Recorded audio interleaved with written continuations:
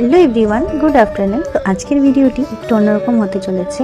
আজকে আমি একটি গুড নিউজ, মানে খুবই ইম্পর্টেন্ট গুড নিউজ বলতে পারো, যেটি তোমাদের সাথে শেয়ার করব বলে এসেছি। প্রত্যেকটি মেয়ের কাছে কিন্তু মেয়ে থেকে মা হয়ে ওঠার জার্নিটা আর সেই মুহূর্তটা খুবই ইম্পর্টেন্ট আর আনন্দের হয়। শুধু তার জন্য নয়, তার পরিবার, আত্মীয় স্বজন সবার জন্য।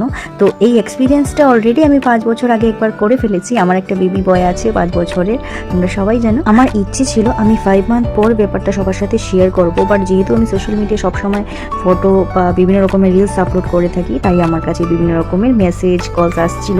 তো ভাবলাম না, ব্যাপারটাকে আর চেপে রাখা যাবে না, এবার শেয়ার করতেই হবে। আর এই দিনটি ছিল আমার 5 মান্থের বেবি শাওয়ারের দিন। তো 5 মান্থ বেবি শাওয়ার আমাদের খুবই সিম্পলভাবে হয়ে থাকে। আর মা আমার এখানে ছিলেন অনেক দিন, কারণ আমার শরীরটা ভীষণই খারাপ ছিল, খাওয়া দাওয়া করতে পারছিলাম না, তাই মাকে নিয়ে এসেছিলাম। তো দিনটি ছিল আমার 5 মান্থ বেবি শাওয়ারের দিন। তোমরা দেখে বুঝতেই পারছো একদমই সিম্পলভাবে আয়োজন করেছিলাম, কারণ 5 মান্থের বেবি শাওয়ার আমাদের সিম্পলভাবেই হয়ে থাকে। কিছু কিছু ছোটো ছোটো নিয়ম হয়, যেমন ওই গ্লাসের মধ্যে যে জলটা দেখতে পেলে, সেটাতে নারকেলের জল ছিল আর 5 রকমের ফলের টুকরো। সেটাই হচ্ছে 5 মান্থ বেবি শাওয়ারের মেইন জিনিস, সেটা মা আমাদেরকে খাইয়ে দিয়েছে। আর টুকটাক ফলমূল ছিল, সেটা মা নিজের হাতে আমাদের খাইয়ে দিল, আশীর্বাদ করে দিল। এটাই আজকের নিয়ম ছিল। আর আমাদের কিন্তু শার্টটা দুজনকেই দেওয়া হয়, মানে হাজব্যান্ড ওয়াইফ দুজনকে বসেই শার্ট দেওয়া হয়। তাই আমার সাথে দেবরাজও বসে পড়েছে, আর আমরা দুজন বসেছি বলে জেমস এখানে খুশি খুশি এসে গেছে, কারণ ও তো বুঝতে পারছে না ব্যাপারটা কি।